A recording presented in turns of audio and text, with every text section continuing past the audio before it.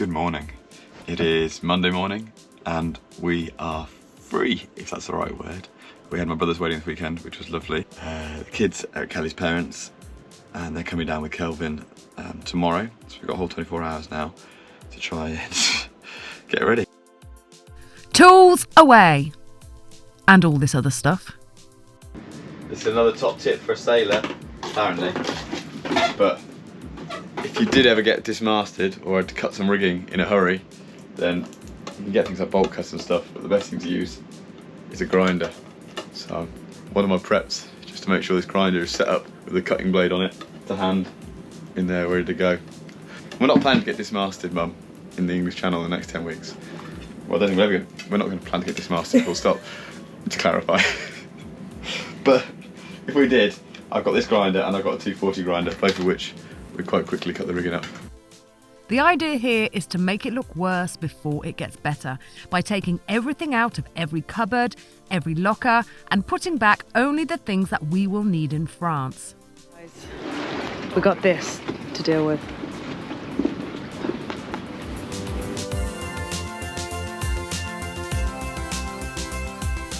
And all of a sudden, it was time to leave Ocean Quay, our home for the last few months. We didn't move very far. We've literally come from there.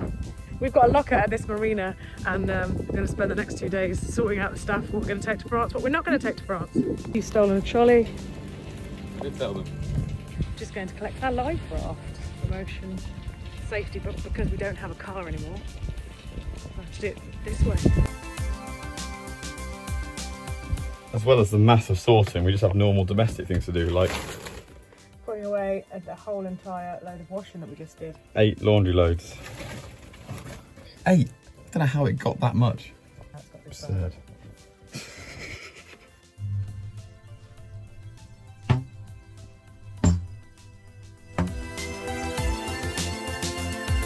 With Kelvin taking Tilly's room as the guest suite, Hugh needed to make Tilly a mattress for her bunk in Eric's room.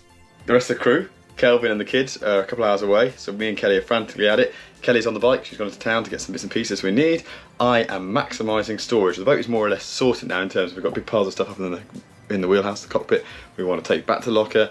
We've got loads of empty lockers all around the boat ready to bring stuff in, and I'm just now creating extra storage. I've got this bench, which has been empty for ages, so I'm just working on that now and turn that into a big box storage. I want to try and get some shelves sorted the next day or so. The sun's come back out, which is glorious, shirt's off. Only real problem is Kelly went to town with my sunglasses. And then the kids arrived. So on to the next job. To empty the storage locker, take everything out, put back anything we don't need, and take to the boat everything that we might need in France. A parcel arrived for Eric from his Uncle Charlie. It's a massive bottle of pickles! Wow! We're still hopeful that we might sail across the channel by the end of this week. Can't quite capture the absurdity and the mess. But it's not mess, is it, Kel? No, I know where everything's going to go. It's just, I've now got 3 children running around. And Kelvin, he's like another Trying to child. help and Trying to help. getting in the way. Oh, is that entire locker under there is empty? Then this is all empty. It's fine. We're on it. Making some new shelving. Making storage at the same time as Put trying to a pack load the of storage. stuff back in the locker. We're going to put some more stuff back in the locker. I'm sorting out under here at the moment. Mummy, should I put this in the bin? Mummy, where did Although, Good morning. It's poor Carnage here. We had a first proper raid last night. First proper raid in months. Got up this morning, I've run around the boat, taking photos and marking it with a marker pen, all the leaks, because we put so many holes and fittings back in the deck over the last 6 weeks or so. There was bound to be a few, and in fairness, it's not that bad. The 3 main ones are places where I've drilled a pilot hole to put something in, and then ended up not putting it there. So I know where they all are, it's all marked up. I'm not going to solve it right now, because they're all just tiny, tiny drips. And we moved on again to the next marina down, so still in Southampton. So we spent last night, and we are spending tonight, in this very fancy Ocean Village marina in Southampton. This is very swanky. It's not the sort of place where you hang out your dirty laundry on the side of the boat, but there is a wash on at the minute. Also not sure how well went down did my sawing of plywood about 7 o'clock last night. But Tilly was playing the accordion at the same time, so I don't think it was that much of an issue. There's like a fancy restaurant right here. It's all good. It's not really our seed, I'm not going to lie, but it comes free with this passport scales thing we're on. So we're cashing in. So we've got another night here tomorrow, and then I've just booked tomorrow. We've got what we're going to do is we're going to spend another 2 nights then, Friday, Saturday night in Poole Harbour, and then the wind looks quite nice and tasty for a broad reach all the way across the channel on Sunday. So that's the current plan, and I think we're going to make that. We sort of said we'll go across Thursday then Friday, and I was like, well, maybe Saturday, now it's Sunday, which I think we're actually going to achieve. So it's Thursday today, we are getting there. The whole boat is tidied, Kelly has organised everything. I am now just going to make some more shelves, a little bit of storage for the books that are all sat on the sofa to go on. We have here our horn and stuff that connects to our GPS and AIS equipment. AIS, what's it stand for? Automatic Identification System. The automatic identification system. Automatic identification system. Automatic identification system. That's automatic identification system. It's a bit like, you know, like on your iPhone or your phone, you can go find my friend. It's a bit like that, but for the sea. And using AIS, we can either receive or we can transmit. Receiving, we can view all of the boats that have AIS, and it means we can see the direction they're heading in, the speed they're travelling at, and their size, and it also calculates for you the closest point you're going to come to them on your current heading and their current heading, and whether or not there's a risk of collision. We can also transmit our own data, which we have on board the ability to do that. AIS has been turned off since we unplugged it, so that our vessel is still currently, according to AIS, at Hailing Island. So we've realised we're missing a VHF, the antenna that plugs into the back of the Ray Marine AIS unit. That's what was missing yesterday. We used to have 2 aerials on the boat. I don't know if you remember the story, the week before we launched. One on top of the mast, one on the back deck, and Ben was convinced the one on the back deck didn't do anything. I can't quite remember whether he said didn't do anything or we didn't need it. I think we can get away with not needing it, but it was at the time being used because it went directly into the back of this unit. But this is the cable that goes to the top of the mast and plugs so we can talk on our radio. We need the exactly same VHF type of antenna to also go into the top of this. There's a choice. Now we can run this one, instead of here we unplug it, run into here, which would make that light go green, and it would be working. And then I think you can daisy chain from that to that with a short little one. So Kelvin's going to go pick up one of those little cables for me. We need a new cable, or we need a splitter. Need a new cable or a splitter, I think. Yeah. So as normal, when we take things apart, there's a risk that they don't go back together as easily as before. We've still got this thing.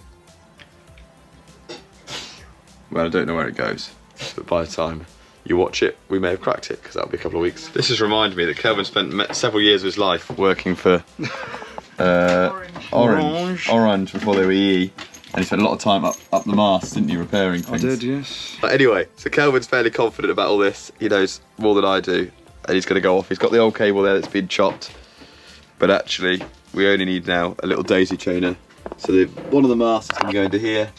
We need a daisy chain from there to there. So that's on your list. He's already got a list of jobs. He's off on the bike now, getting some bits from Screwfix and the chandlery. Fire extinguisher marshal. Fire extinguisher, right? Put him in charge of fire extinguishers. Cool. Right. Health and safety. Meanwhile, I am trying to sort out all of this into some kind of coherent first aid kit bag to cover stuff that we don't even know is going to happen or if it will happen. There you go. What? What was so funny? I feel safe. Do you feel safe, girls? It's like when Phoebe was put in charge of cups and ice. It's not in charge. You designated this for yourself. No, I didn't. You did.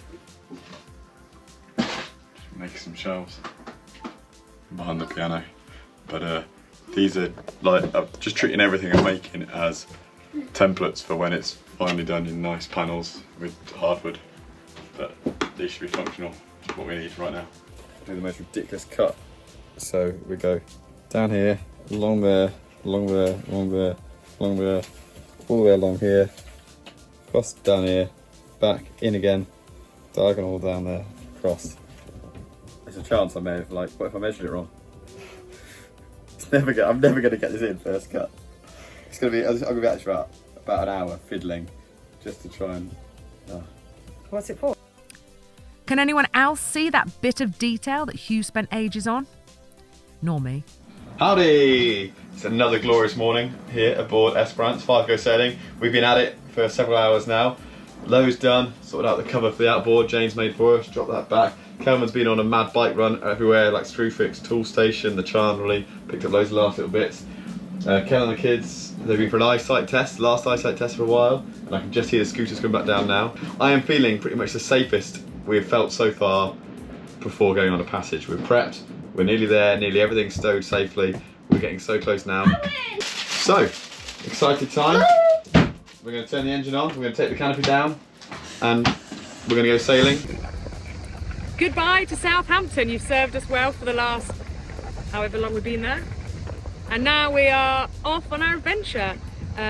We're going to Poole today and then hoping to cross the channel on Sunday. Exciting times here on the Esperance. Captain Greenwood! Captain Sylvia the Mesmerizer! Captain Doctor!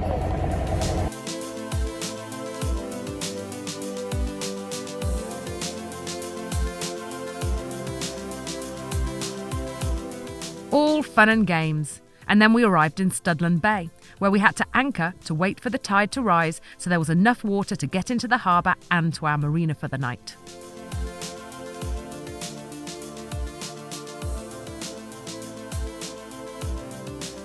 It wasn't as warm as last time's anchor swim. It was warm! Like a hot tub.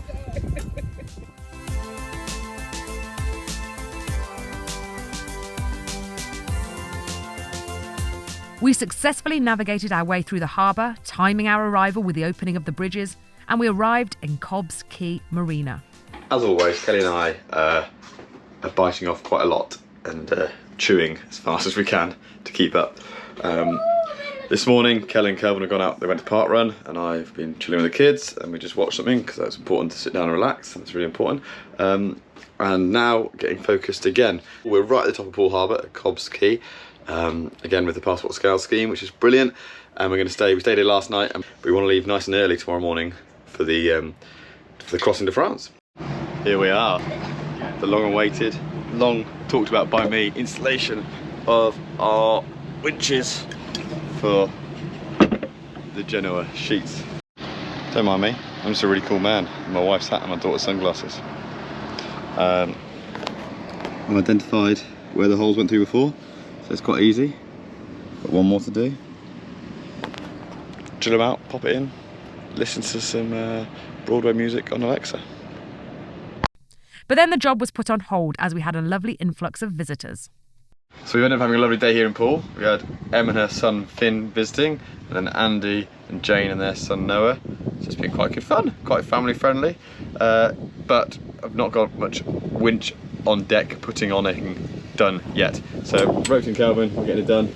This side all fits, we've cleaned up the winch, Kelvin has, cleaned up all the bolts and nuts, got the holes in the deck. And whilst he's doing that side, prepping it, I'm just locating the holes and drilling them out. You can see where the filler was from last time, which is great. So rub back the sandpaper and yeah, getting those in position.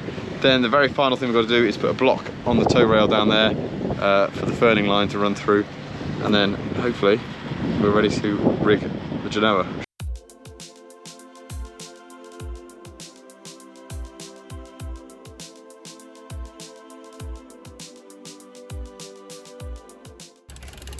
This sail is difference between 4 knots and 6 knots, which is the difference between 12-hour crossing and like an 18-hour crossing.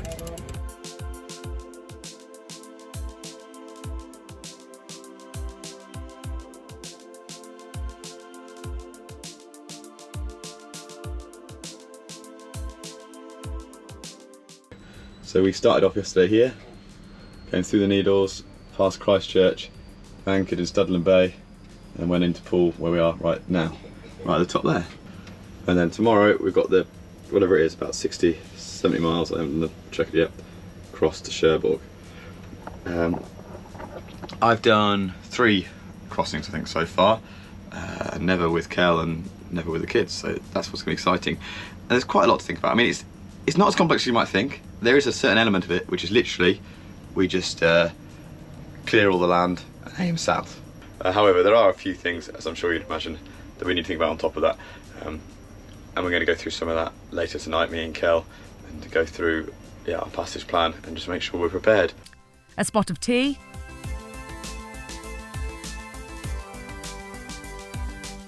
Hugh got clean.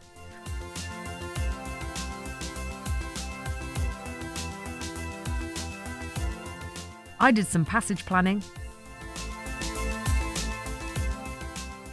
5 a.m. the following morning we were off. Back through Sail Bridge.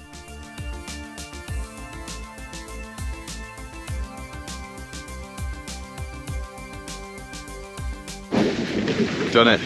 We're done, Kel. We're sailing. We're actually sailing to France. We watched the sunrise and the kids slept on.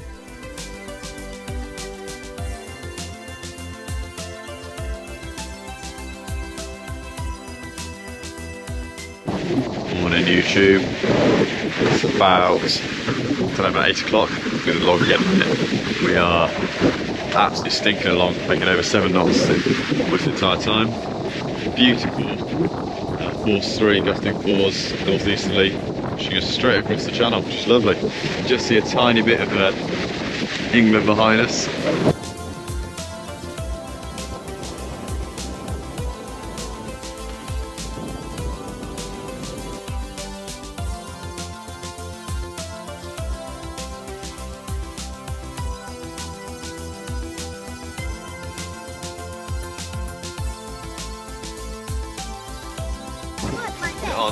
Yeah, we're halfway there. Halfway across, and there's a red buoy in the water. Calvin thinks it's a halfway buoy. What do you guys reckon? Which means, kids, we've got to start speaking French.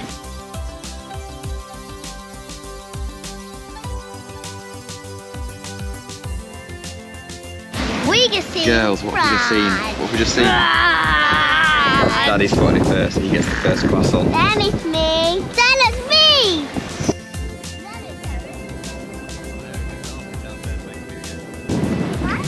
18 miles to France, and it's still a bit choppy. Her name is Rio and she dances on the sand. I'm not going to lie, it wasn't all plain sailing. It was a bouncy crossing, but the boat performed brilliantly. I will be releasing a dedicated channel crossing tips video in the next few days, so don't forget to subscribe.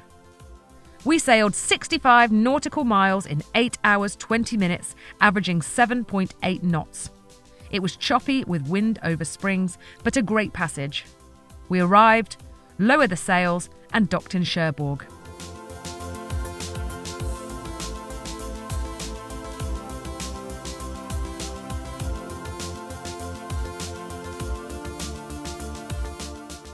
It was Sunday and all the shops are closed in France, but luckily, the one shop that was open was a patisserie.